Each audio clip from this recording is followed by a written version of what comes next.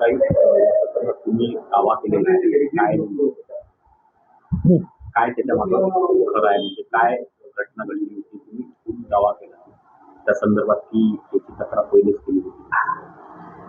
आमच्या अकोला येथील civil line police स्टेशनमध्ये राजेश जाधव नावाचे एक ASI होते. कस्टडीत असलेल्या आर्थिक गुन्हा केलेल्या एका सायबर गुन्हा केलेल्या एका महिलेला त्यांनी प्रथमतः अश्लील बोलला, मोलेस्टेट केलं आणि म्हणाला तू इतकी सुंदर आहे तर तुझी मुलगी किती सुंदर असेल, किती वय आहे तिचं, 27.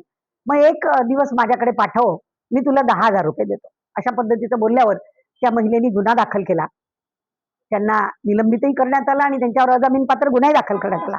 परंतु हे जे घडलं यामुळे आता हळूहळू या सगळ्या प्रकरणांमध्ये एक फ्रस्ट्रेशन यायला लागलं, उदासीनता.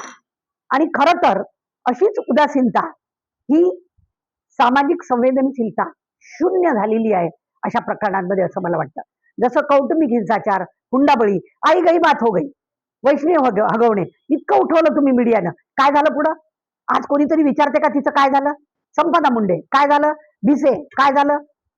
म्हणजे कौटुंबिक हिंसाचार आणि हुंडाबळी या प्रकरणात ज्या प्रकारची उदासीनता आलेली आहे, मला हळूहळू असं वाटायला लागलंय की या लैंगिक अत्याचारांच्या, मोलेस्टेशनच्या 354 आणि 376 आपल्या भादवीप्रमाणे, BNS प्रमाणे या कलमांच्या अंतर्गत जे गुन्हे येतात त्याच्याबद्दल सुद्धा अशाच पद्धतीची आता उदासीनता आलेली आहे. मुलीनं बाईनं तक्रार केली काय, बरं ठीक आहे लिहिली, अशा पद्धतीचं. फक्त अजूनही I am thankful to media की मीडियामध्ये मात्र अशा गोष्टींची संवेदनशीलता अजूनही कायम आहे, हे नक्की. अशा पद्धतीचं त्यांनी समोरच्या व्यक्तीला आश्वासन करून त्याच्याकडून काही पैसे घेतले आणि त्या पैशांमध्ये त्यांनी परतफेड न करता ते पैसे त्यांनी लुबाडण्याचा प्रयत्न केला. अशा आशयाचा तो एक गुन्हा होता, ज्यात सायबर पोलीस स्टेशनने 2 आरोपींना, त्यात एक महिला आणि एक पुरुष असे अटक केले होते. तर त्यांना काल सिव्हिल लाईन पोलीस स्टेशन येथील लॉकअपमध्ये काल संध्याकाळी सायबर पोलीस स्टेशनचे अधिकारी आणि अंमलदार यांनी जमा केलं. त्या ठिकाणी लॉकअपला जमा केल्यानंतर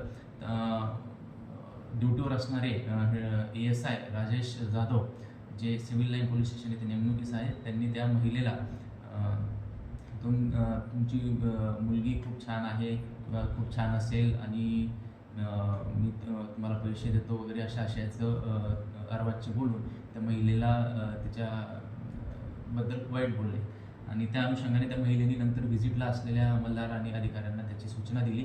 त्याचबरोबर सायबर पोलीस स्टेशनचे इन्चार्ज PI जुमळे हे तिथे पोहोचून त्यांनी मला फोन केला की अशी अशी घटना घडली. त्या ठिकाणी मी स्वतः पोहोचलो, त्या महिलेशी चौकशी केली.